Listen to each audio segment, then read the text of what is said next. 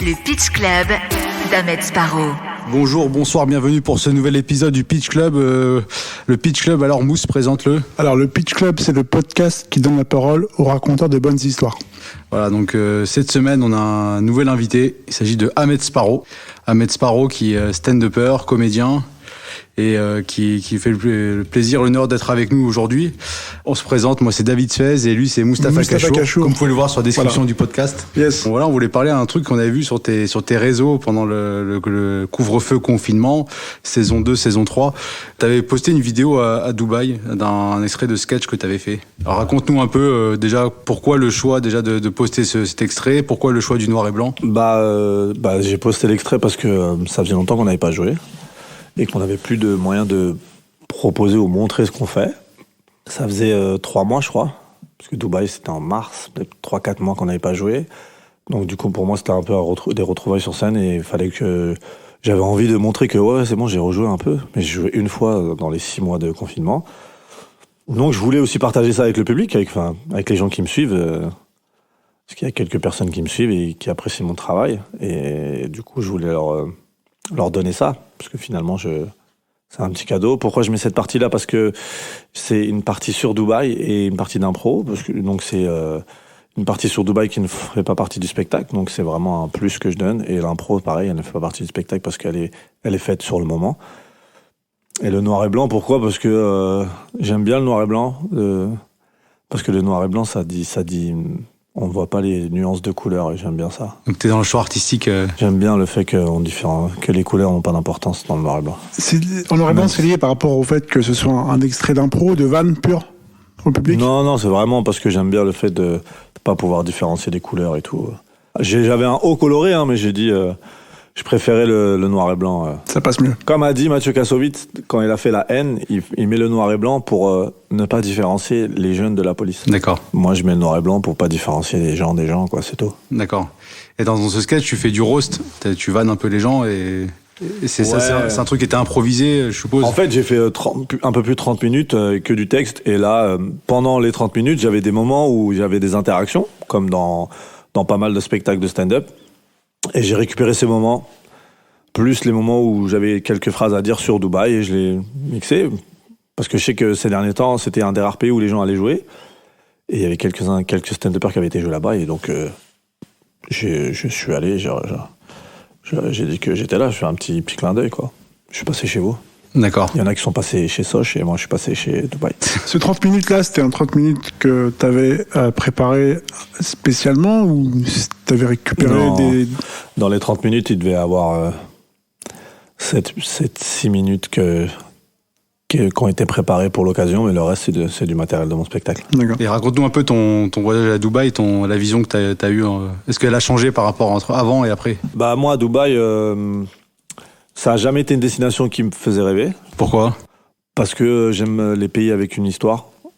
Donc historiquement, il n'y a pas grand-chose à tirer de Dubaï. Après, c'est un beau pays, c'est très bien. Les gens y vivent très bien. La qualité de vie, la sécurité, c'est impressionnant à quel point il y a quasiment zéro délinquance. Il n'y a rien, il ne se passe rien. Tu peux laisser ton téléphone, revenir 2 heures après, il sera toujours là. Te balader avec des belles montres, avec de l'argent, il n'y a personne qui va t'embêter. Donc sur ça, c'est vraiment des gros points positifs. Et c'est très beau, c'est très moderne. Mais mais après, moi, je trouve que c'est cool. C'est cool. Mais de toute façon, j'y allais pas avec des a priori négatifs sur Dubaï en me disant, ouais, c'est la terre promise des téléréalités, mes fesses, tout ça, et c'est bon. Le problème à Dubaï, c'est qu'il y a eu 2 vagues, en fait, de Français. Nous, on parle en tant que Français, Les autres là-bas, on s'en tape. C'est vrai que les Russes ou les trucs, les Anglais à Dubaï, on en a rien à foutre, on les côtoie pas. Mais nous, quand on parle de Dubaï, on parle des Français à Dubaï, généralement. Il y a la première vague. La première vague, c'était plus des Maghrébins ou des musulmans en France qui avaient du mal à trouver du boulot et qui ont reçu des offres là-bas, quand même plutôt bien payées, avec une meilleure considération. Donc, ils sont partis. Et ça a commencé à genre 15 ans, il y a 10 ans, et ça a évolué. Et après, la deuxième vague, c'est la télé-réalité. Ouais. Première vague, c'est des gens un peu diplômés. La deuxième vague, c'est des gens non diplômés, du coup, qui viennent. Qu'est-ce que tu les as vus sur place ? Tu t'en connaissais déjà avant de les rencontrer sur place ? Si t'en as vu des youtubeurs, des instagrammeurs plutôt. Un instagrammeur encore, ça va. Parce ouais. que je trouve qu'un instagrammeur, qu'il fournit un travail. s'ils proposent un contenu de vidéo et tout. Mais moi, j'ai du mal avec les gens de la télé-réalité. Ouais, autant pour moi, je me suis trompé, ouais. Donc c'est plutôt les gens de télé-réalité, ouais, pardon. Ouais, moi, je n'ai rien contre eux, dans le sens où moi, je suis content que les gens fassent ce qu'ils ont envie de faire et ce qu'ils aiment ce qu'ils veulent faire et qu'ils gagnent de l'argent avec, et tant mieux pour eux. Il y a des choses, après, il y a plusieurs points que j'aime pas. J'aime pas l'arnaque, c'est-à-dire que quand abuser de ses followers, entre guillemets, pour faire de l'argent. Et de deux, moi, ma position, je ne peux pas aimer ou suivre des gens qui ne font rien. Je peux pas, parce que c'est des gens connus pour n'avoir rien fait. Tu comprends ? Le vide. C'est-à-dire qu'ils sont connus pour s'être embrouillés dans une cuisine. Ils ont rien proposé. Et vu par dans des la rue, il y a des gens tous les jours qui proposent, qui sont dehors, qui chantent, qui jonglent, qui jouent, qui font des blagues, qui font des trucs, et ils ont pas cette reconnaissance-là. Et c'est là où tu te dis, ah ouais, en fait, l'humain, il lui en faut peu. Il lui en faut vraiment peu. Il a tellement une curiosité, l'humain, que dès qu'il voit juste la vie de quelqu'un, bah ça y est, il est intéressant. Mais non, je veux voir la vie des gens, je me mets par la fenêtre et je regarde la vie des gens. Mais c'est pour voir des gens qui sont dans une cuisine et qui font des omelettes et qui s'embrouillent parce que l'autre, il a dit l'autre. Je m'en bats les couilles. Et ça, moi, c'est ça qui me dérange dans ça. C'est ils ont des millions de followers, et quand tu regardes ce qu'ils ont fait, concrètement, ils sont embrouillés dans une cuisine. Où il a mal parlé sur Maeva, ou je sais pas c'est quoi leur nom. Et c'est pour ça qu'ils sont connus. C'est là où c'est très grave. Et derrière, déjà que tu nous as rien proposé, tu nous as rien amené, dans ma vie tu m'as rien amené, tu veux me vendre des trucs, des produits à la con et tout. Attendez, quand les impôts vont tomber dessus, vous allez voir. Mais ça avait commencé déjà avec Paris Hilton ou Kim Kardashian, qui s'était fait connaître par des sextapes. Donc c'est pas... Je suis pas d'accord. C'est pas la même chose. Paris Hilton, c'est la fille, c'est l'héritière Hilton. Ouais.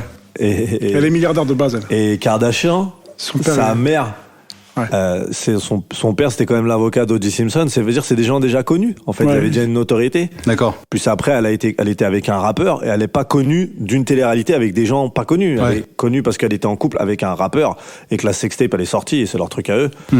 Et aujourd'hui, elle est encore avec Kanye West, mais c'est différent quand même. Je pense qu'il faut plus comparer ça avec, en France, ce qui s'est passé avec Love Story.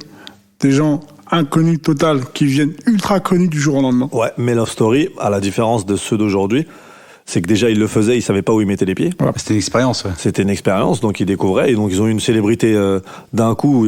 Il y en a pour qui ça a mal tourné. Regarde, Loana a failli crever plein de fois, ça l'a très mal vécu. Mais derrière, ils ont pas abusé de cette notoriété. Ça veut dire que moi, si derrière, tu fais des émissions de télé ou tu bosses dans une émission de télé, ouais, d'accord. Mais si derrière, c'est pour vendre des produits sur Instagram à des gens qui te suivent de 12-13 ans, tu vois ce que je veux dire? Des produits que t'achètes en Chine à 30 centimes et tu les vends à 45 €. Là, ça va pas, en fait.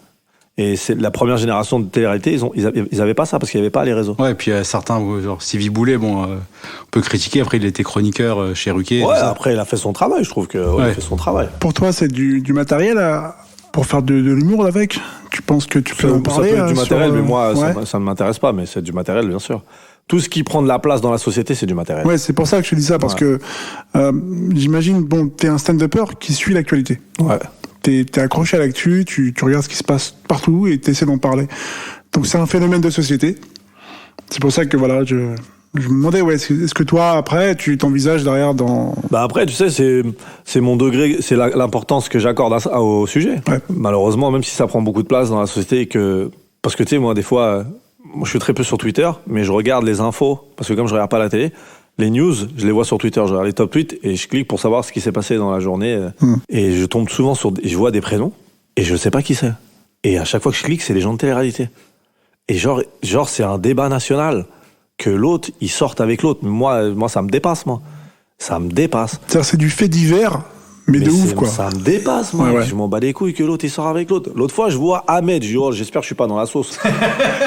Je clique, je vois, c'est un mec de télé-réalité. Je dis, laisse tomber, les frères. Ça va trop loin. Je suis perdu, je suis à l'ouest. Et moi, de toute façon, j'accorde pas d'importance à ça pour faire, pour en faire, peut-être faire une parodie en vidéo, mais prendre la tête à écrire des blagues sur ça, c'est bon. Tu penses que ça alimente le truc que ça n'a pas l'intérêt? Moi, de toute façon, je vais te dire, je le souhaite pas, mais je pense qu'il va y avoir un taux de suicide élevé au niveau de télé-réalité, et c'est un truc vraiment que je souhaite pas, mais quand il y a des gens qui sont connus d'un coup, sans avoir rien proposé, derrière, la descente, elle va être très rapide.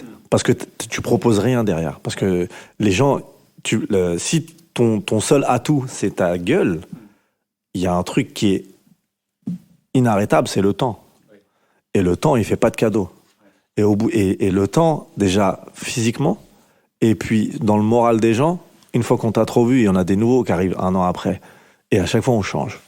On change. Et on t'oublie. Mais si c'est des gens qui vivent pour cette notoriété-là, ça va leur faire mal de plus l'avoir. Tu vois ? Je fais pas du stand-up pour être connu, je fais du stand-up parce que j'aime faire rire. Moi, je fais des stand-up, ils sont 30 dans la salle, j'ai fait rire les gens, j'ai passé une bonne soirée. Ouais. Tu comprends ?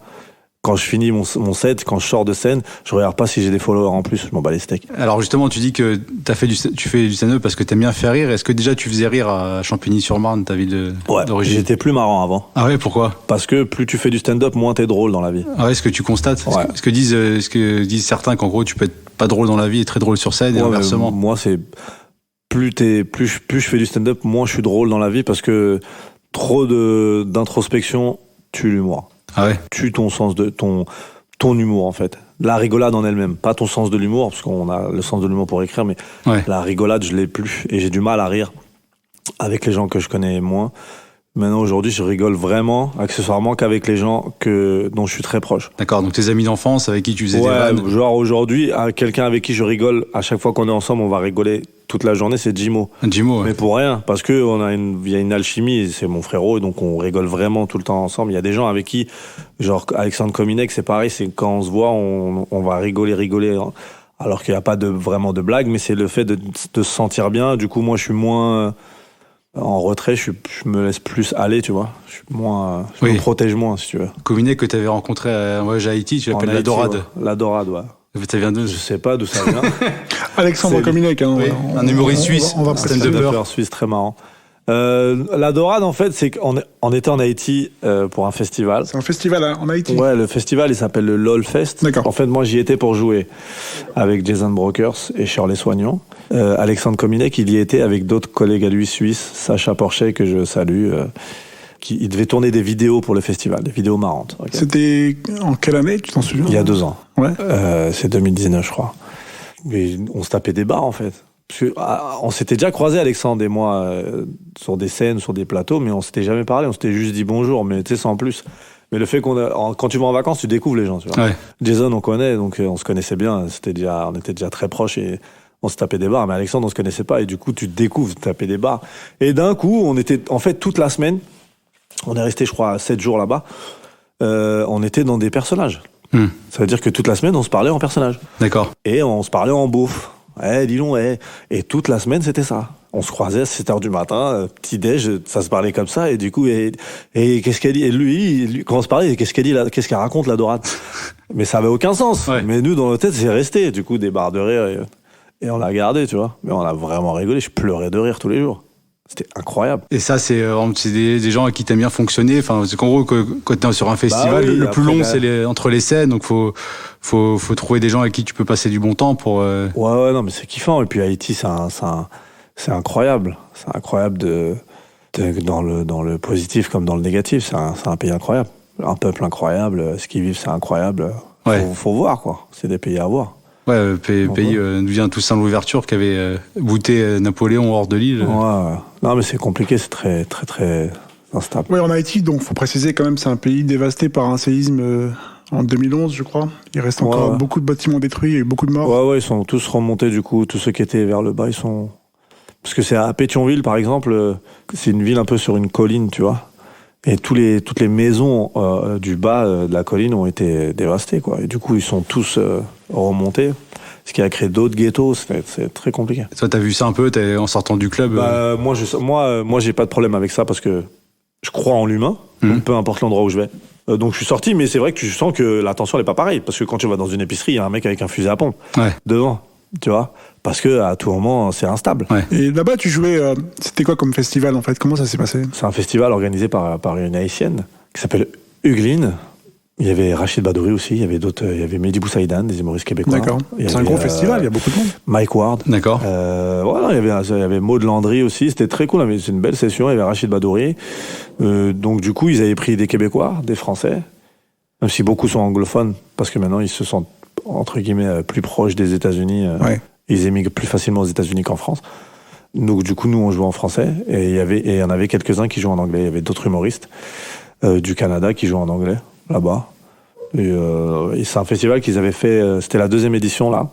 Il devait y avoir la 3e, mais comme le pays est instable, du coup, ça a été annulé. C'était quoi le public en face de toi? C'était des gens du peuple? C'était des gens ils ont pas, il y un avait, peu riches? C'était middle class et classe un peu plus élevée.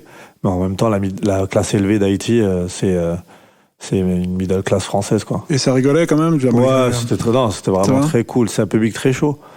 Vraiment, c'est de la bombe. Qui répond, c'est-à-dire il y a des éclairs des fois, il y en a qui... Ouais, en plus, moi, j'avais quelques références d'Haïti. Quand tu leur donnes un peu de références, c'est ça qui est moi, faut que j'aime faire. C'est comme à Dubaï, c'est que tu viens dans un endroit et tu leur dis, bah, écoutez, je sais qui vous êtes et je sais à qui je parle. Donc, je vais vous dire j'ai des codes à vous. Je me suis renseigné, je sais, je mets les pieds, quoi. Et je leur donné quelques références sur des trucs à eux et c'est vrai que ça avait très bien marché. Ils ont apprécié. Ouais, c'était super. C'est un truc que tu fais, j'ai remarqué, quand tu fais des plateaux, t'es bien de te renseigner avant pour voir, pour placer des vannes au public. Ouais, j'aime me renseigner sur l'endroit où je joue. Ça, je l'ai appris de la tournée. J'ai fait beaucoup de dates de tournée avec Mathieu Madénian. Ouais. Du coup, tu vas quand t'es en première partie d'artistes comme Madénian, c'est pas évident parce que ils ont un public. Et les premières parties, c'est jamais facile parce que les gens ne te connaissent pas. Surtout quand tu vas dans des petites villes où les gens ne savent même pas ce que c'est qu'une première partie. Ouais. Ils se disent, je viens voir un artiste et je vois un autre. Ouais. Ils se disent peut-être que l'autre artiste, il est même pas là. Qu'est-ce qu'il faut là? Donc, il faut savoir installer le truc. Et moi, j'aime bien installer le truc en leur parlant d'eux et d'où ils sont et de qui ils sont. Quand je vais à Bordeaux, j'essaie de retracer l'histoire. Ouais. Je sais qu'il y avait les Visigoths qui étaient passés par là, donc je vais en parler. Peu importe la ville où je vais essayer de m'adapter à où je vais. Donc il y a toujours une petite partie quand tu pars quelque part, que tu laisses comme ça un pourcentage, on va dire, ouvert, avec soit de l'impro, avec les gens qui sont en face de toi là-bas dans la salle, ou bien toi tu rajoutes des petits éléments locaux. Ouais, après mon impro, elle sera jamais... moi, j'arrive pas à venir et regarder un mec dans la salle et le vanner comme ça, brut. Parce que ça n'a pas de sens. C'est tirer sur les gens gratuitement. Le mec, déjà, je ne vanne jamais le physique. C'est une règle. Et de deux, si je fais des blagues sur le mec, c'est que déjà, on a déjà eu une petite interaction et qu'il y a une ambiance plutôt cool. Ou alors, il y a une interaction qui est plutôt tendue et je vais la détendre en faisant des blagues, mais je fais des blagues sur la situation ou sur son métier, mais jamais sur la personne en elle-même, sur son physiquement ce qu'elle est ou ou moralement ce qu'elle pense. Sauf si c'est absurde. Ça, c'est venu avec le métier, c'est-à-dire que tu as toujours voulu faire ça, en fait? Au fond de moi, j'ai toujours voulu, je l'ai pas toujours su. Roster un peu, quoi. Mais après, les vannes, là où j'ai grandi, on s'est toujours vanné. Et puis même dans ma famille, ça a toujours été ça. Et dans ma famille, c'est que du roast. Donc entre nous, on se vanne tous. Que ce soit mon père, mes frères, mes sœurs, on se vanne tous. Donc si t'es pas préparé, tu vas passer une mauvaise soirée. Il y avait déjà un entraînement, en fait. Ouais, c'est tout le temps comme ça. Aujourd'hui encore, je rentre chez moi, je me fais vanner, mais c'est de bonne guerre, parce que j'ai des bonnes vannes. Des fois, je les laisse gagner et je leur dis, vous êtes des petits joueurs. Est-ce que les meilleures vannes que t'as eues, c'est à ces moments-là, quand t'étais en famille, ou entre amis de ton enfance? Moi, en fait, avec ma famille, on se tape vraiment des barres parce que, tu sais, on est très pudique. Ouais. Donc, il y a souvent des blagues en sous-marin. Ouais. C'est très marrant. Parce que tu crées des petits moments de gênance qui sont marrants. Moi, j'aime bien ça. En tout cas, avec mes frères, avec mon père, tu sais, c'est quelqu'un d'âgé, c'est quelqu'un qui a entre guillemets, une histoire qui est différente de la nôtre, par son parcours, etc. Mais il y a une vraie pudeur vis-à-vis de mon père et de ma mère. Donc, du coup, nous, nos vannes, on les fait jamais. Quand on peut être devant mon père, on va se vanner, mais mon père ne va pas comprendre ce qu'on se dit. Parce que, par respect, tu vois. Et donc, du coup, sinon, je peux lancer des petits pics à mes frères. On se lance des petits pics. Parce que mon père, c'est quelqu'un qui a une vraie poigne, tu vois. Donc, quand il dit un truc... tu sais, quand il te met la pression, genre mon frère, il peut dire devant mon père, exprès, à un frère à moi qui est marié, ah bon alors, merde, c'est quand le mariage, tu vois. Mais il le fait exprès. Il sait très bien que mon père derrière, il va me tirer dessus, il va me dire, bon alors, c'est quand. Donc c'est des petites vannes, donc ça se tire dessus tranquille, c'est gentil. Le Pitch Club d'Ahmed Sparrow. Alors, dans une interview que tu faisais pour Love Comedy Magazine, tu disais que tes premières expériences sur scène, c'était lors de ton passage dans l'école de comédie musicale que tu as fait. Alors, est-ce que tu peux nous en dire un peu plus Écoute, j'ai fait... une école de comédie musicale. Franchement, je m'attendais à un délire fame et tout. C'était un peu ça, mais pas cher. C'est-à-dire Il n'y avait pas les caméras, il n'y avait pas Leroy et tout. Mais c'était... Non, mais je suis arrivé là-bas par hasard, en vrai. Pourquoi ? Parce qu'on m'a inscrit aux auditions et que j'y suis allé, j'ai été pris. Et à ce moment-là, je faisais rien de ma vie. Et apparemment, j'ai un don pour le chant, donc j'ai été pris, mais ça m'a ouvert l'esprit. Des fois, comme quoi, je dirais pas une erreur de parcours, mais une voie peut en amener une autre, tu vois. Ouais. Parce qu'au final, c'est là-bas où les premiers pas que j'ai fait sur scène, c'est là-bas. Et c'est là-bas où je me suis dit, mais en fait, moi, mon truc, c'est faire des blagues, en fait. Ouais. Je le savais toujours, mais je l'avais pas compris encore. Je l'ai toujours su, mais je l'ai pas compris tout de suite, que c'était ça que je voulais faire. Est-ce que tu savais quoi ? Tu savais à peu près ce que tu voulais faire plus jeune ou t'avais un... Non, mais j'aimais ça. J'aimais la rigolade. J'aimais passer des bons moments. Peu importe le métier, fallait que ça soit un bon moment. Donc le stand-up, c'était la meilleure voie pour toi. C'est pas mal quand même. C'est pas mal. Vous vous rendez pas compte de la sensation de rire. Cette sensation humaine que tout le monde partage, moi je ne connais pas quelqu'un qui va dire arrête de me faire rire. Ou c'est pas bien, ou j'aime pas rire. Parce que ton corps, il te dit que c'est bien. Si tu rigoles, c'est que c'est une sensation positive déjà. Tu comprends ? Et toi, dans ta tête, il se passe quoi quand tu fais une vanne et que tu vois que ça prend la première fois Pour moi, c'est la meilleure sensation. Hein. C'est là où je prends du plaisir. Et ta formation sur scène, c'est uniquement par la comédie musicale ou t'as... Que ça. Ouais. Parle un petit peu de la passion pour la musique, là. Parce que t'en parles pas beaucoup. Passion pour la musique, pour le chant, ouais. J'ai 11 frères et sœurs, et ils ont tous écouté de la musique. Et mes parents écoutaient de la musique. Des vieilles chansons traditionnelles, chiabi algérien et tout ça. Donc j'ai baigné dans l'écoute de musique, en fait. Toujours par mes parents, de mes grands frères, mes grandes sœurs, qui eux écoutaient des anciennes musiques. Moi, je connais les musiques de Dalida parce que mes grandes sœurs écoutaient ça. Je connais les musiques de Charles Aznavour parce que mon grand frère écoutait ça. Francis Cabrel parce que mon autre frère écoutait ça. Du Bob Marley parce que l'autre écoutait ça. Du rap parce que l'autre écoutait ça. Et du coup, chez moi, il y avait... quand j'étais petit, j'ai toujours ce souvenir de voir mes grandes sœurs. Moi, j'étais petit, mais mes grandes sœurs devant les clips à la télé et chanter, et faire des espèces de karaoké. Et du coup, tu te prends au jeu, tu chantes, t'aimes. On a toujours aimé chanter chez moi. Et là, ça continue ? Tu chantes toujours autant ? Non. Moi, de toute façon, les seules fois où j'ai chanté, à part dans l'école et dans le studio de mon ami, qui est un beatmaker de musique, où j'y allais de temps en temps, mais sans faire de musique, juste faire des mélos pour des trucs ou des ambiances ou ceci, cela. Jamais vraiment professionnellement. Mais sinon, ouais, je chante que dans ma voiture. C'est bien. Aujourd'hui, est-ce que tu regardes des comédies musicales, des trucs comme ça Moins aujourd'hui, mais pendant un moment, j'en ai pas mal regardé. Il y en a des très bonnes. Mais de toute façon, aux États-Unis, ils sont loin devant. Hein. C'est le top niveau. Hein. Et puis, il y a une vraie considération de la comédie musicale là-bas. Tu es déjà allé voir des spectacles là-bas ? J'ai vu, ouais. À Broadway ? À Broadway, ouais. Et alors, c'est ouf. Tu sors de là, tu dis, je veux faire ça. Bah ouais. Parce qu'ils sont très forts, parce que c'est une autre approche de la comédie musicale. En France, on a ramené la comédie musicale, on l'a connue plus ou moins avec Kamel Wally. Ouais. Et pour moi, c'est pas des comédies musicales, c'est des spectacles musicaux. Ils ont ramené des chanteurs et ils ont fait des chansons. Et leur objectif, c'était pas le spectacle, leur objectif, c'était de vendre des CD de musique. Des singles, ouais. C'est des franchises, quoi. Ouais. Tandis qu'aux États-Unis, ils ne vendent pas de... Elles sont sur les plateformes, bien sûr. Ouais. Mais leur objectif, c'est de vendre des places et de vendre un show. Ouais, c'est partout, c'est même dans les séries. Pour te dire à quel point la comédie musicale, c'est puissant, le spectacle vivant le plus vendu au monde de l'histoire, c'est une comédie musicale. C'est le Roi Lion.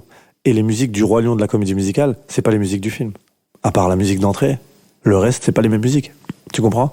Et pourtant, c'est le spectacle qui a le plus vendu de billets de l'histoire. Tout confondu, hein. Ce soit sport, tout, c'est le spectacle qui a vendu le plus. Y a pas mieux. Et c'est une comédie musicale. Oui, et puis même dans les séries ou dans les dessins animés, des fois, t'as toujours un épisode comédie musicale. Sûr, parce que c'est une tradition. Parce que Broadway, c'est prestigieux là-bas. Tu vas à Broadway, moi je me baladais sur Broadway et tu vois sur les affiches, tu vas voir Scarlett Johansson, Al Pacino, Chris Rock. Il y a pas, c'est prestigieux là-bas, Broadway. Et c'est là où ils sont meilleurs parce que ils ont une vraie considération de la comédie déjà avant le chant. Parce que quand tu vas aux États-Unis, le mec il se présente comme comédien-chanteur et les gens en France on dit les chanteurs de comédie musicale. C'est pas des bons comédiens. Là-bas, c'est vraiment des comédiens. Le mec, il joue. C'est un spectacle, il joue. Et il y aura le moment où il va chanter. Et tu sentiras même pas la différence. Et les parties chorégraphiées, tu faisais gaffe aussi, les danses ? Ouais, les tableaux, c'est ouf. Oui. Là-bas, tu prends une gifle. Ouais, tu prends une gifle. Ouais, moi, j'avais vu The Book of Mormon, c'est le livre des Mormons, qui est très marrant. C'est fait par les créateurs de South Park, qui avaient gagné tous les prix là-bas. C'est ouf. Tu regardes ça, tu dis, ouais, d'accord. En fait, tu peux aller regarder une comédie musicale et te taper des barres et kiffer la musique et rentrer chez toi, tu dis, en fait, c'est ouf, quoi. Les gens se rendent pas compte, ça mélange 3 arts. La danse, le chant et la comédie. C'est 3 arts différents.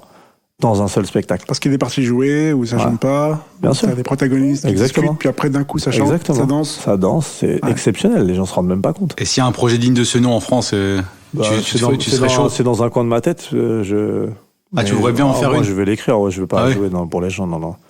Si, je préfère écrire un truc avec lequel je suis en adéquation. Ouais. Voilà. C'est ambitieux. C'est pas si difficile que ça, hein. Quand tu connais un peu le fonctionnement et comment on monte des tableaux.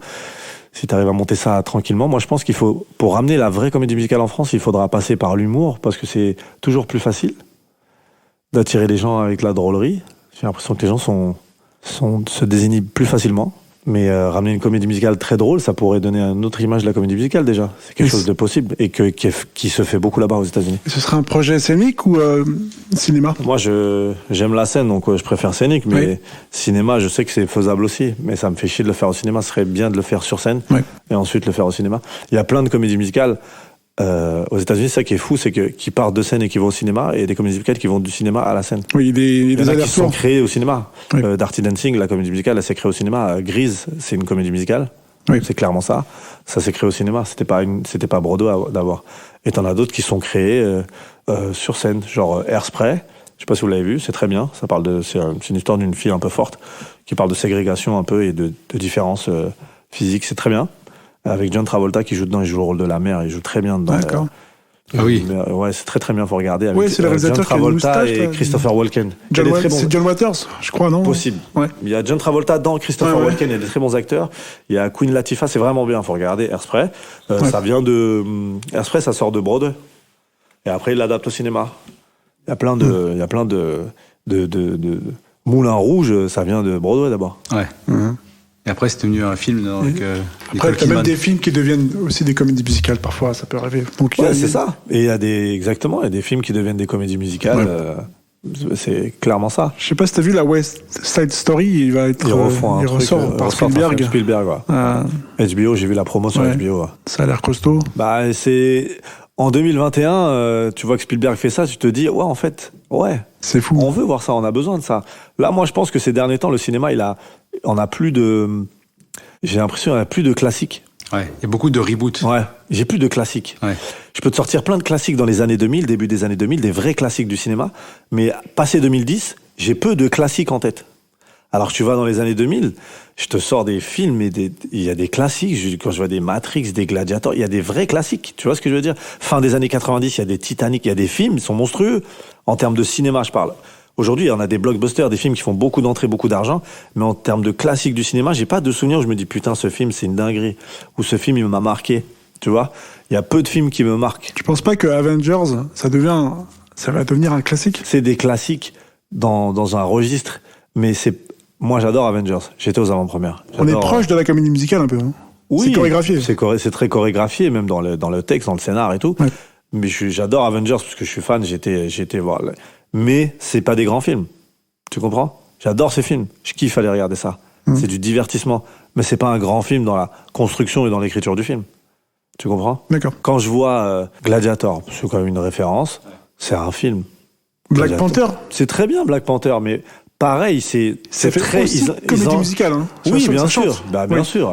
Mais tu sais, c'est Marvel, quoi. Ça reste Aujourd'hui, du Marvel. ça reste du Marvel. Ouais. C'est toujours la même chose. C'est un héros, des scènes épiques, une intrigue Oui, un peu bancale où tu sais qu'il va revenir. C'est Ils ont capitonné, tous- c'est-à-dire voilà, on connaît les un méchant, on connaît les codes. des petites blagues par-ci par-là, tu vois. Là où à la différence d'un comics que Nolan a fait, et c'est là où Nolan il a été très fort, c'est que c'est un film de super-héros et t'as rendu ce Batman en film. C'est pas un film de super-héros, Batman. Le développement des personnages dans les Batman de Nolan, il est incroyable, et c'est là où c'est pour ça qu'il en a fait entre guillemets des classiques. Parce que les comics, ils font pas des bons films. À part Zack Snyder avec Man of Steel, que je trouve très bien, mais généralement, ils se foirent un peu, tu vois. Les Wonder Gardiens de la Woman. Galaxie, Moi, j'aime bien les Gardiens de la Ouais. Galaxie, parce que c'est vraiment encore un autre univers. Ils sont vraiment là, c'est vraiment une bande un peu marrante et tout ça, une bonne son, là. c'est un film comique presque. Hein. Ouais, quasiment. Bah, bien Ouais, sûr. ouais. Bah, Comme Iron Man. Chris Pratt. Il y a de la vanne à l'intérieur. Nolan, il a fait ça. Le développement des personnages, il est fou. C'est un film de super-héros, mais on nous oublie que c'est un film de super-héros. Parce que le film est tellement bien construit que tu dis c'est juste un film, en fait. Et même l'intrigue, quand tu prends Bien l'intrigue, sûr. en fait, elle est assez simple. Oui. Mais ce qui compte, c'est comment les personnages ils s'expriment. Développer les personnages à un niveau. Et psychologie. ça, avant, c'était pas fait comme ça dans les films de super-héros. Les personnages sont peu développés. Ouais, c'était très premier degré. C'est très premier degré. Le méchant, c'est un méchant. On sait rien de lui. On sait. Tu vois ce que je veux dire? Il y a rien. Il y a pas de profondeur. Là, le Avengers, ils l'ont fait juste avec Thanos. Un peu d'humanité, ils ont ramené à Thanos. C'est ça qui a amené un peu de nuance, qui a les gens aimé, à apprécier chez Thanos, le fait qu'ils soient un peu humains et qu'en fait, c'est pas juste un méchant. Mais avant, C'est un écolo. Voilà. Avant, c'était juste des méchants, quoi. C'était un méchant et un gentil. Il n'y avait pas de profondeur et d'introspection de C'est un personnage. gentil bad boy, quoi. Ouais, voilà. Un peu comme Bane avec Nolan. Et d'ailleurs, moi, ça m'a saoulé. Ouais, pourquoi? Parce que moi, je voulais qu'il soit méchant. Ouais. Moi, je veux le méchant. Je veux qu'il soit méchant. Mais je veux pas d'humanité chez le méchant, moi. Parce que sinon, après, je vais m'en vouloir je vais pas être content qu'on le tue. Tu vois ce que je veux dire? Ouais. Hey, il est méchant, tue-le. Ouais. C'est un méchant. Moi, je veux que le méchant, il soit méchant. Développe-le moi en méchant. Me fais pas du côté gentil, de trucs. On essaie de comprendre. Hey, il est méchant. Fin de l'histoire. Et là, tu es la moitié de la Terre, vous voulez le rendre gentil, vous? Mais justement, en parlant des fictions, il y a une série dont t'es fan, c'est Soprano. Ouais. Et un mec comme Tony Soprano, quand tu regardes la série, t'as de l'empathie et de la haine pour lui, justement. Ouais, c'est une série de... Franchement, c'est des fils de pute. Non, excuse-moi, la vulgarité, mais c'est une série incroyable, déjà. Moi, ma réaction, elle est normale de me dire c'est des bâtards, en fait. Mais je regarde une série sur la mafia. Ouais. Ça peut pas être des gens bien. Tu comprends? C'est des mafieux. Ouais. Avec tout ce que ça entraîne. Tu vois? Et donc, tous les protagonistes de cette série, il y en a pas un, je peux te dire, c'est une personne bien. On va dire c'est des criminels, quoi. C'est des mecs qui tuent. Mais au-delà de, tu sais, on a tellement banalisé les gens qui tuent dans les séries ou dans les films, c'est pas ça qui nous dérange. C'est la manière de faire. C'est les trahisons, le vice. Il est poussé à tellement un haut niveau dans les Sopranos que tu dis, ah ouais, c'est fort. Et malgré tout, t'as quand même de l'empathie pour le personnage principal. Ouais, t'as envie de manger des pâtes avec lui. T'as envie de manger des pâtes avec lui, il bouffe toujours. C'est impressionnant. Et ça, moi, j'aime ça. Moi, j'adore les pâtes. Je mange tout le temps des pâtes. Et je mange tout le temps des pâtes. Et il mange tout le temps des pâtes. Il a toujours des gens autour de lui. Et il a toujours des soucis. Et c'est ouf comment elle est faite, cette série. Elle est incroyable. Et le finish de la série, il est incroyable. C'est du génie, moi, d'avoir fini cette série comme ça. J'ai pas envie de spoiler, mais regardez cette série. Mais la fin, tu dis, moi, quand j'ai vu la fin, j'ai dit, ah ouais, je respecte le réal. Et d'ailleurs, là, ils font une suite, là. Enfin, pas une suite, mais un film sur la vie du Soprano Begins. Du père de Chris. D'accord. Qui a un peu influencé Tony Soprano. Et d'ailleurs, celui qui va jouer Tony Soprano jeune, c'est le fils de James Gandolfini, qui est l'acteur principal des Sopranos, qui est décédé. Avec les mêmes créateurs. Avec le même réalisateur. David Chase. Exactement. Et est-ce que tu te sers un peu de ça pour côté sur scène, justement, dans stand-up, tu te caricatures, c'est le Sparrow du quotidien? J'essaie d'être le plus naturel possible. Tu sais, moi, je suis, pas dire lunatique, parce que tu sais, j'ai des sujets qui sont complètement différents. Je peux avoir des sujets très sérieux, épineux, et des sujets complètement superficiels, tu vois. Mais je m'en fous, en fait, je veux juste rigoler, c'est ce que je suis dans la vie de tous les jours. Il y a des jours où je vais avoir des débats hyper intéressants ou très profonds, très sérieux. Et le lendemain, je vais me taper des barres sur une raie du cul d'un mec. Tu vois ce que je veux dire? Il y a pas de, je me mets pas de barrière à ce niveau-là sur ce que je vais dire sur scène. Si je veux parler de politique, parce que ça me tient à cœur, je vais en parler parce que je l'ai dans la tête. Si je veux parler de sport, je vais parler de sport parce que je l'ai dans la tête. Ouais. Et pour moi, c'est ma vision du stand-up. Ma vision du stand-up, c'est ce que je suis dans la vie. Les sujets que j'ai tous les jours, je les ai sur scène. Comment tu la vois, ta progression dans le stand-up? T'as commencé il y a combien d'années? 6 ans et demi. Ouais. J'ai fait 2 ans où je jouais très peu. J'ai démarré au Café Oscar, c'est mes premiers pas sur scène. Café Oscar, on va préciser, c'est... Tony Parmonica, qui est un autre comédie club. Comédie club historique et dans le 9e. À qui on passe un grand bonjour. Du Grand Rex. Qui c'est la première à m'avoir dit, viens et tout, et donc, qui m'a donné un peu de confiance. Donc je jouais, mais je jouais pas vraiment beaucoup, mais je jouais et c'était déjà très bien. Et après, là où j'ai vraiment commencé à accélérer le pas, c'est au Paname.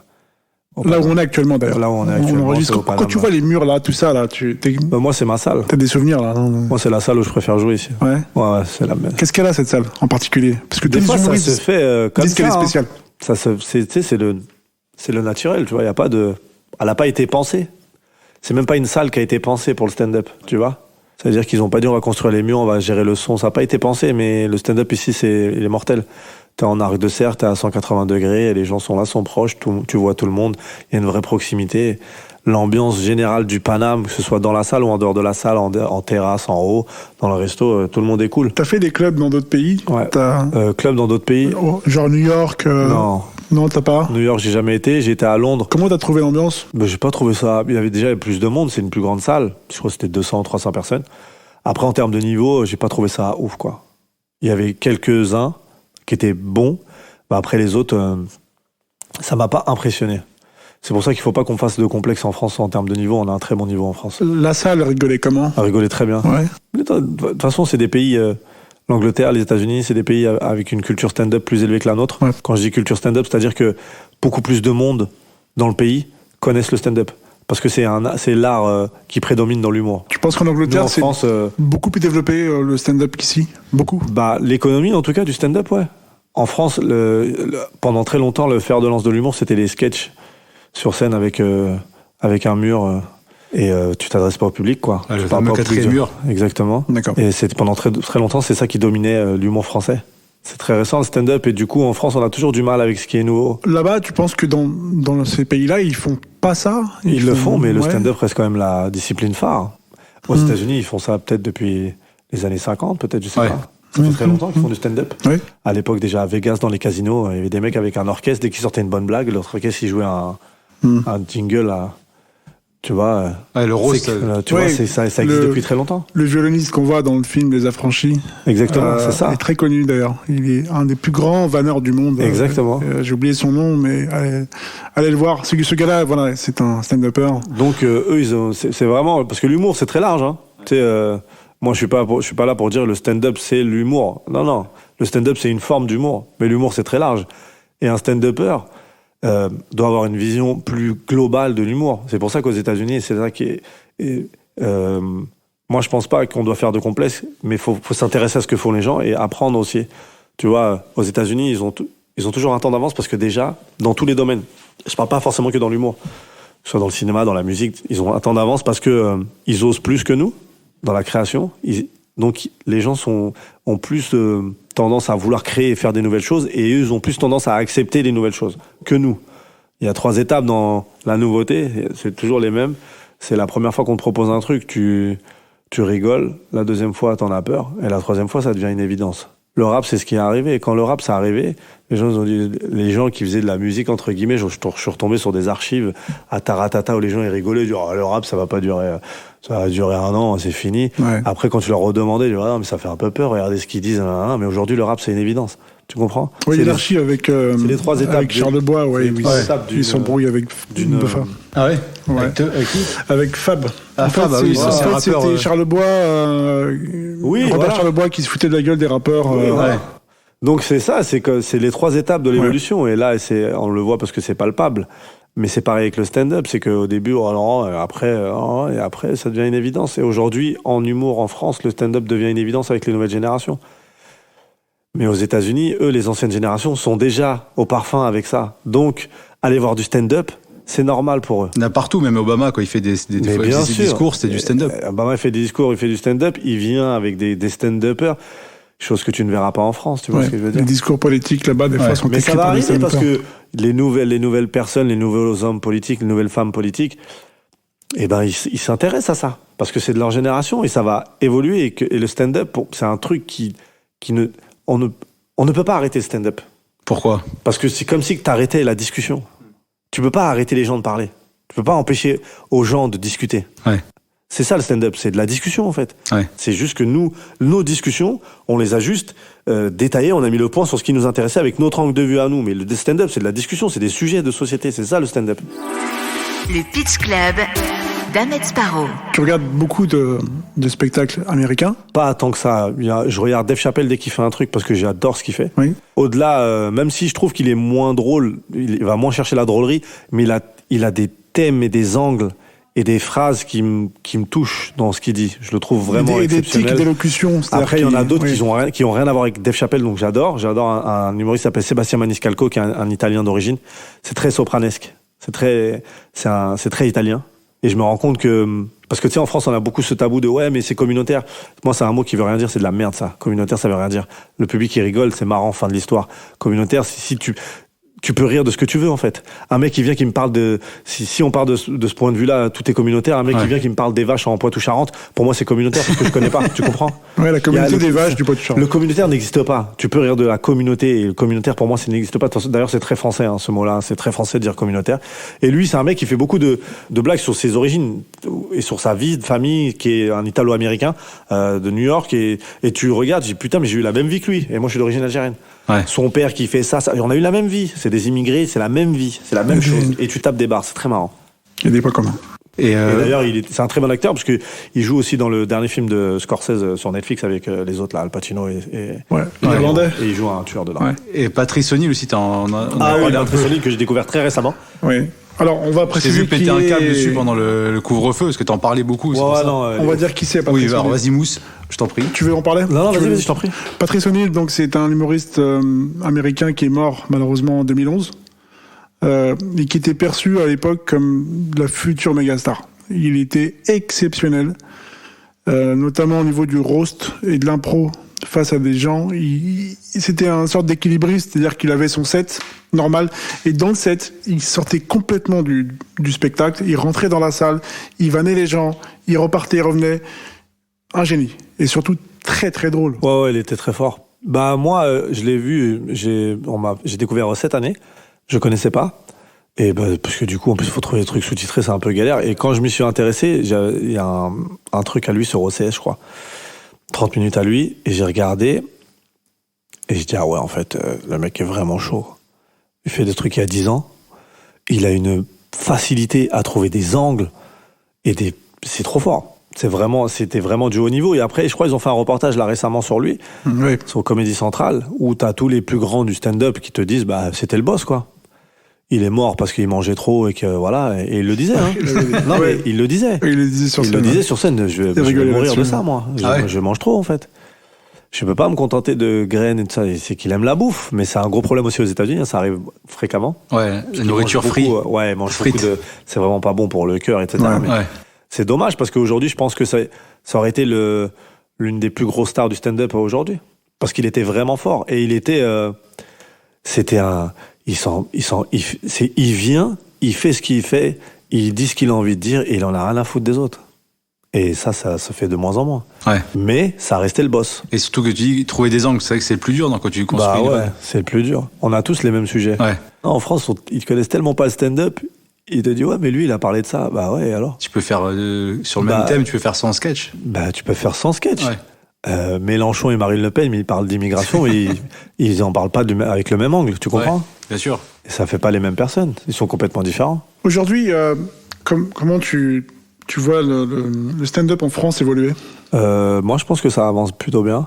On va avoir une phase où ça va un peu se calmer parce que le truc, c'est que avec un art comme ça qui arrive aussi fort, t'as beaucoup de gens qui vont arriver avec une certaine notoriété et du coup vont inciter beaucoup de gens à une certaine notoriété assez rapide, entre guillemets. Ils vont inciter beaucoup de gens à se lancer dans ça. La course à la notoriété aussi, c'est un problème. Moi, c'est ce que je dis aux gens. Si vous aimez faire des blagues, faites des blagues. Si vous voulez être connu, faites pas des blagues. C'est pas pour vous. C'est-à-dire que pour toi, il y a un processus pour le devenir. Il faut passer par des étapes compliquées. Non, c'est pas vraiment qu'il y ait des étapes, mais c'est juste qu'il faut avoir envie de ça, il faut aimer ça. Tu penses que quelqu'un qui est déjà connu, qui a une notoriété forte, et qui se lance dans le stand-up, il peut y arriver? S'il aime vraiment ça, que c'est vraiment un passionné, il peut y arriver, bien sûr. En passant par des scènes ouvertes? Bah ouais, il a des scènes ouvertes, tout. Il fait toutes les techniques possibles. Scène ouverte, plateau, il envoie des vidéos, il fait ce qu'il veut. Mais faut qu'il aime vraiment ça. En fait, moi, je pense que tu veux faire du stand-up, il faut aimer le stand-up. Malheureusement, pour moi, il y a beaucoup de gens qui n'aiment pas assez le stand-up. Je pense qu'ils se lancent pour les mauvaises raisons. Bah bien sûr, ça se voit de toute façon. Toi, si on te demande, c'est quoi le stand-up? C'est quoi que tu réponds aux gens? On te dit, c'est quoi en fait le stand-up? Comment toi, tu veux le dire en quelques mots, c'est quoi? Pour convaincre les gens de venir voir. Pour moi, le stand-up, c'est des sociologues marrants. Qui étudient, qui analysent les gens, comment ils se comportent. Pas forcément étudier, mais analyse, ouais. T'es obligé. Et sortent un truc marrant dessus. D'ailleurs, tu le vois. Tu vas... tu sais, on est un peu un sociologue, quand il fait des études, il réagit pas à ce qu'il fait. Je sais pas, un mec qui est sociologue, je sais pas, il va travailler dans les les décès, par exemple. Sur les comportements après des décès. Il va voir que des choses tristes, mais ça va pas l'atteindre. Ou des trucs très marrants, ça va pas l'atteindre. Moi, quand je vois des trucs marrants, ça m'atteint pas. Mais je reconnais que c'est marrant. Je sais déchiffrer le côté marrant du truc. D'ailleurs, je rigole plus. Je dis, ah ouais, ça c'est marrant. Tu comprends? Quand je suis dans mon travail de stand-upper. D'accord. Ça c'est marrant. Par contre, et c'est ce que je disais tout à l'heure, quand je suis avec mes amis, je suis plus en stand-upper. Quand je suis avec mes amis proches. Et là, je peux rigoler vraiment. C'est ton cerveau, en fait, Oui, mon cerveau, il est conditionné à pas tu rigoler. l'utilises essentiellement à trouver Exactement. de quoi travailler ton Mon cerveau, il est spectacle. conditionné à pas rigoler. Il y a que quand je suis avec mes amis proches où justement j'ai plus ce côté-là, cette barrière-là, bah là, tu peux rigoler tranquillement parce que tu redeviens finalement, entre guillemets, humain. T'as déjà trouvé des vannes avec tes potes comme ça, alors que t'étais pas en mode stand-up? Ouais, ouais. Souvent, ouais, parce que du coup, tu vas dans la surenchère, tu trouves des blagues comme ça, ouais. C'est des blagues qui touchent à la nostalgie ou des choses qu'on a vécues tous un peu en commun, tu vois. Quand t'as un truc qu'on a tous vécu, bah tu dis ah ouais, et l'autre il dit ouais, moi c'était comme ça, ou tu vois, moi on se racontait, je sais plus l'autre fois avec Jimo et Fatna, Stan, on se racontait avec Lenny, on se racontait nos trucs. Ouais, toi t'as connu ça, ouais, bah du coup ouais, on a tous vécu plus ou moins la même chose, tu vois. Et tu notes souvent? T'as un Moi, carnet? je note très peu, moi. Moi, non, je mets dans ma tête, après je développe sur scène. Mais c'est une erreur, hein. Je conseille pas aux gens de le faire, hein. Si vous avez une bonne mémoire, faites-le, mais sinon, non. Parce qu'après, quand ils te disent, ouais, tu peux nous envoyer ton texte, et bah ouais, mais je l'ai pas écrit, il faut l'écrire. Du coup, je paye des gens pour réécrire ce que j'ai en audio. Et tu parlais de Jimo tout à l'heure, est-ce que tu peux nous parler un peu plus de ta rencontre avec lui? Parce que j'ai l'impression que vous êtes c'est un duo qui fonctionne bien tous les deux. Même je vous ai vu sur scène, des fois, vous partiez en impro, tous les deux, enfin, c'est vraiment... Ouais, Jimo, c'est mon ref. Ah ouais, mais dis-moi, on a un parcours plus ou moins similaire, j'ai envie de dire, dans l'évolution, je parle en termes de stand-up, parce qu'on est arrivé quasiment au même moment, au Paname, et puis on a démarré ensemble au Paname, c'est sur les scènes, il y avait des gens qui étaient avant nous, hein, entre guillemets, plus confirmés que nous, etc. Nous, on a travaillé dans notre coin, et on a avancé, et puis on se côtoie depuis les chapeaux à 3 €, quoi. Ouais. Tu vois? Donc, ça veut dire, quand on sortait et qu'on voulait aller fumer une chicha et qu'on avait que 9 € en poche, tu comprends? C'est ça aussi Des compagnons de galère. Exactement. Voilà. Je sais que Jimo, moi, ça a été un compagnon de galère. Et puis avec lui, je me tape des barres. L'autre fois, on parlait du programme qu'ils ont fait là sur Amazon, là, où faut pas rire et tout. Ah ouais. Je peux pas le faire s'il y a Jimo. Ouais. En 30 secondes, je sors. Ouais. Et lui, pareil, il sort en 30 secondes. Tu comprends? Et tu devrais faire des trucs avec lui, développer des projets. Grave, c'est dans nos têtes, dans un coin de nos têtes. Après, on a nos projets, c'est pas de notre côté, mais ouais, grave. On a envie de faire un film de keuf avec Jimo. Ah ouais. On veut être des keufs. En mode rush hour. On veut être un duo de keufs, ouais. Mais ouais, carrément. Donc là, actuellement, tu développes d'autres projets? Séries Ouais, plus ou moins. Ouais. Tu veux en parler un peu? Non, pas trop, mais ouais, c'est encore trop tôt, mais j'essaie d'écrire des trucs, quoi. Par rapport à ce que tu as déjà vu, tu t'inspires de choses que tu as vues? Bien sûr, il y a des bien sûr. Bien sûr, celui qui dit qu'il s'est pas inspiré de quelque chose, c'est un menteur. La création, l'art, c'est ça, de toute façon, on ne part jamais de rien. Peu importe le domaine. Souvent, tu regardes beaucoup Rambo. Ouais, ça c'est parce que sur tes réseaux, tu faisais des chroniques où tu mettais tous les films de Stallone. Ouais, j'adore ça. De Van Damme, par exemple. J'adore ça. Moi, j'adore le cinéma. Et je vais essayer de chercher le bon côté du film, peu importe le moment. Tu vois, moi, j'aime pas être catégorique dans des avis. Ouais. Je peux parler avec des gens qui disent Rambo, c'est un film de merde. Si tu veux, pour toi, c'est un film de merde, mais il y a des gens pour qui c'est un film incroyable. Ça a bercé ton enfance? Bah ouais. Mais quand je regarde, c'est exceptionnel. Toi, ce qui te fait kiffer, c'est les gros plans, en fait, sur les visages. Mais c'est la construction du film. Et je me dis, les années 90, en fait, c'était vraiment... années 80, on osait tout, quoi. Ouais. Vas-y, le mec, il arrive... Rambo 2, Rambo 1, Rambo 1, il est touchant parce que c'est un film social. Rambo 1. C'est un mec qui rentre du Vietnam, mais il faut savoir que les vétérans du Vietnam ont été considérés, mais de la pire des manières aux États-Unis, que ce soit par l'État, l'armée américaine, et par le peuple américain, parce que quand ils sont rentrés, déjà, ils ont perdu la guerre. Ouais. Et ils se sont fait décimer là-bas, et ils sont rentrés, et le peuple américain leur en voulait de pourquoi vous avez fait cette guerre alors que eux, c'était juste des soldats. Ouais, c'était leur mauvaise conscience. Ça. Ouais, ça raconte ça, Rambo. Mais tu regardes dans Rambo 2, c'est quand même un mec qui va attaquer qui fait la guerre avec un arc, quoi. Le 2 n'a absolument rien à voir avec le premier, en plus. Ah non, mais rien à voir. D'ailleurs, mais c'est ça qui est génial. Le premier, d'ailleurs, il s'appelait pas Rambo au départ, je crois. Il s'appelait juste Premier Sang, First Blood. First Blood, ouais. Et quand ils ont fait le Rambo 2, après, je crois qu'ils ont renommé le premier parce qu'ils disaient, ouais, en fait, c'est référence à ce mec.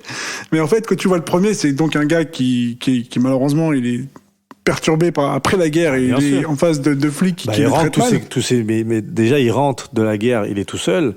il est limite SDF, il va avoir un dernier ami, un dernier compagnon de guerre qui pensait vivant, et il voit qu'il est mort lui aussi, il a plus personne le mec. Et il va pour aller manger, et un shérif qui lui dit on veut pas de vagabond, dégage de là. Mais bien sûr qu'il le prend mal le mec. Il a fait la guerre à des milliards de Viettes. Tu crois que tu vas lui casser les couilles avec ta Ford, toi? Et là, il leur a dit, donc, vous l'aurez votre guerre, un truc comme ça. Mais bien sûr, il leur a dit, je vais vous faire la guerre. Mais c'est normal, parce qu'il pense que guerre, lui. Mais à la base, il lui dit, pourquoi vous me faites chier? À la base, il veut juste rien, lui. Juste veut manger. Là, c'est un mec qui a faim. Et c'est là où il montre à quel point ils étaient pas considérés du tout. Mais après, Rambo 2, c'est n'importe quoi, Rambo 2. Le 2, il est exceptionnel. Ils vont Le 3, chercher. c'est pire. Ouais, le 3, c'est. C'est au Dans le 3, il est à cheval, il se fait courser par un hélicoptère. Ouais, gros moyen dans le 3, hein, Là, les gars. j'ai vu ça dans deux trucs. J'ai vu ça dans Rambo et dans la série V et les visiteurs. Mais c'est encore pire dans V, il est à cheval, il se fait courser par un vaisseau spatial. Donovan, Ils ont tu te peut-être rappelles volé la scène. Cavalier à cheval, Ouais. tu le voyais dans la bande-annonce. Enfin bref. Mais ouais, c'est des films exceptionnels. Il faut regarder ces films-là. Moi, parce que au-delà du film, le film est nul, mais regardez les performances d'acteurs, regardez les trucs, c'est beau, c'est de l'art pour moi. Un mec comme Vin Diesel, aujourd'hui, tu trouves qu'il y a des ressemblances avec Stallone de l'époque, du Rambo? Ouais, mais tu vois, d'ailleurs, tu sais, on a une période creuse sur les films d'action. T'as vu? En tout cas, sur ce genre de films d'action. Ouais, les action movies, Ouais. les actionneurs, c'est avec des films avec les gros- années 2000, ça a tué ça. Ouais. Mais le fait que des mecs comme The Rock arrivent, des mecs comme, tu sais, avec The Rock, les Vin Diesel, les Fast and Furious, parce que c'est de l'action, c'est n'importe quoi. Hein. Avec Fast and Pitch- Furious, en plein dérapage, ils changent de voiture. Je pense plus à Pitch Black, tu vois. Ouais, Pitch Black, ouais, mais Riddick. oui, Riddick, mais ça c'est très Vin Diesel, mais Ouais. c'est pas des action movies à la Stallone, à la Bruce Willis à l'époque dans Piège de cristal, tu vois, où Ouais, c'est ouais. un mec, il fait la guerre à tout le monde. Ouais, c'est ça. Et c'est revenu récemment. On n'avait plus ce genre d'acteurs, tu sais, les Jason Statham, tu sais, avec des répliques, tu sais, des bonnes répliques un peu marrantes, un peu, La tu vois, punchline qui hautaine, tombe la bien, punchline quoi. qui fait la diff. Ouais. On n'avait plus ça. Je vous dis, avant de dire, non, mais c'est trop ringard, mais aujourd'hui, ça revient à la mode. Et moi, quand je vois que Stallone, il refait Expendable, je suis content, moi. Et ça marche, je suis content, parce que les gens aiment ça, en fait. J'ai vu que tu avais parlé du film Nobody. Ouais, très bon film. Avec Bob Odenkirk, Ouais. le héros de Saul Better Call Saul. Goodman, ouais. Je l'ai vu, ouais. Ouais, alors, comment t'as trouvé ça? Ouais, j'ai été agréablement surpris. C'est mon frère. Mon frère, c'est un très bon critique de cinéma et qui est très bon. Il me conseille toujours des bons films et toujours des bonnes séries. C'est lui qui m'avait conseillé Breaking Bad à l'époque, Game of Thrones quand il y avait juste 2 épisodes qui étaient sortis. Il est très bon pour ça. Et ouais, il m'a dit regarde Nobody. Et j'ai regardé et j'étais agréablement surpris parce que tu t'attends pas à ça. C'est bien fait, la nuance, elle est vraiment bien faite. Entre le début et la bascule, elle est vraiment bien faite, la bascule. Et j'ai vraiment bien aimé. Il y a beaucoup de vannes aussi. Donc, Il y a beaucoup de vannes et je trouvais ça hyper intéressant. Les personnages, tu vois, Doc Brown Ouais, de le Retour retour. vers le futur. Ouais. Tu vois, Reza c'est de Wu-Tang. grave, exactement. Je trouvais ça, je connaissais pas et j'étais content de voir ça. Donc, Ce un genre de conseiller, film, là. ouais, il m'a fait du bien, ouais, grave. Regardez. Très bien. Bah, très bien, bah, merci en tout Merci, cas à vous, hein. d'avoir Merci été avec avec nous. Qu'est-ce qu'on peut te souhaiter pour la suite? Écoute, beaucoup d'argent, c'est important pour les parents et tout ça. Grave. Et pour un conseil que tu donnerais à un jeune qui veut se lancer dans l'humour? Bah, il faut jouer et faire des blagues, mec. Il faut pas hésiter. D'accord. Foncez. Super. Bah, merci Merci, Ahmed d'avoir été merci. avec nous. À très bientôt. On se retrouve pour un nouvel épisode du Pitch Club. Le Pitch Club d'Ahmed Sparrow.